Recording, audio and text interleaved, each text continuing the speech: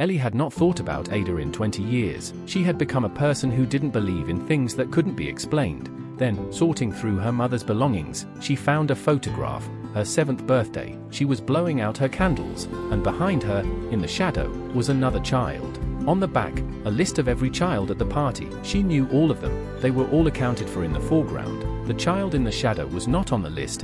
Her clothes were wrong for the era, and she was looking directly at the camera. She went through every photograph album. Ada appeared in 3 more, always at the edge, always slightly blurred, always in the garden, once by the apple tree, once in a window reflection, and in the oldest photograph, taken when they first moved in, before Ada ever appeared, a blur of movement by the apple tree.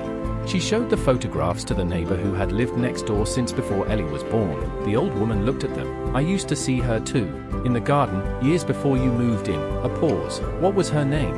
Ellie said, Ada. The neighbor went very still. That's what we called her too. She searched the local records. The house was built in 1889, 7 families before hers. She asked about a child named Ada. The archivist returned with a death record. A girl named Ada, 8 years old, died 1923, her address, and in the notes column, in faded ink, she loved the garden. That evening she went to the garden, stood at the corner by the apple tree, where Ada always stood. The tree was old, older than any memory. She pressed her hand to the bark, then sat beneath it in the dark. She was not afraid. She had never been afraid of Ada. Inside the house she found a letter, her mother's handwriting, undated. It said, when Ellie was small she had a friend called Ada. We told her Ada was imaginary. We were wrong. I saw her once, from the upstairs window. They were sitting under the apple tree. Ada was reading to her. I never told Ellie I had seen her. I was afraid. Ada came when Ellie was lonely, and she left the day Ellie started school, the day she was no longer needed, whatever she was.